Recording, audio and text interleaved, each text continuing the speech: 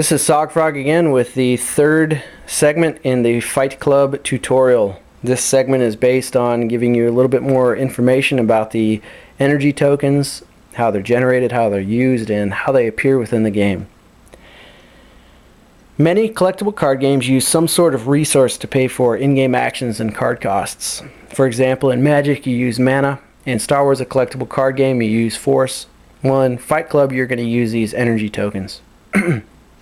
As you can see here, your energy tokens come in 3 different colors. You have your green tokens, your yellow tokens, and your blue tokens. You're going to receive your first box of energy tokens with your first kilo of one. So that being said, how do you generate energy tokens?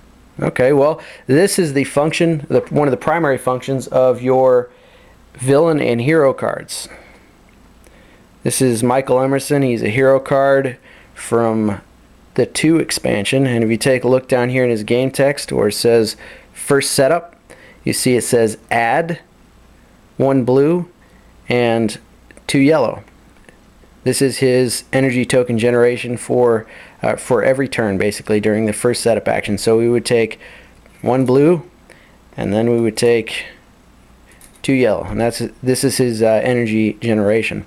And while we're on this subject, down here right after this, you'll see setup, and then you see burn, 1 blue and 1 yellow. Well, what do you suppose burn is? That's right, burn is to use your energy token. So if we're going to burn 1 blue and 1 yellow, we just take these out of our pool, set these off to the side. Simple as that.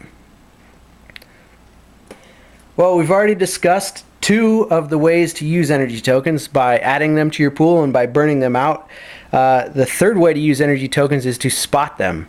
To spot an energy token basically means to make sure it's in your pool. If you have it in your pool, that's good enough. You don't have to spend it.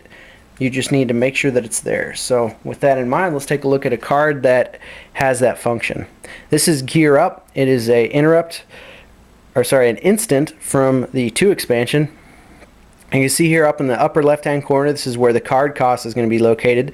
It's an asterisk, and this will refer us down to the game text. It says has another asterisk, and it says spot 1 green and 1 yellow. In order to accomplish the spotting function, we just need to make sure that we have at least 1 green and 1 yellow in our pool. If we do, we're good to go. This cost is taken care of.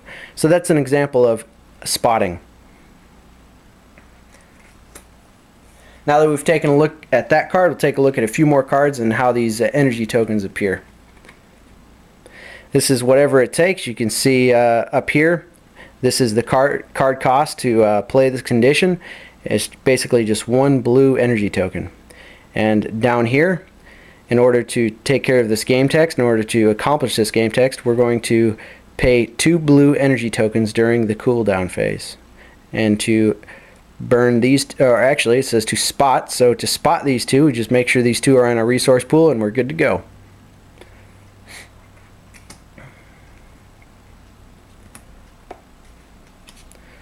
Sometimes you will see an energy token icon that looks like this, that doesn't have a color in there. It's gray and it may have a number in there. This just indicates that it could be any color that you want, any color of your choice.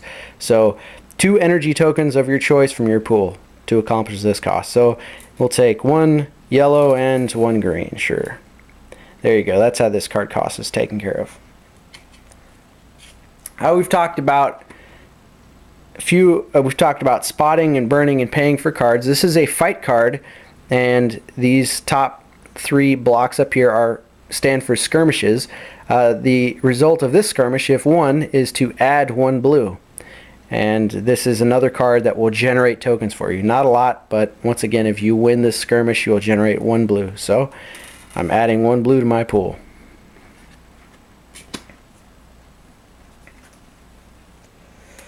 So that pretty much takes care of adding energy tokens to your pool, burning them, and then spotting them.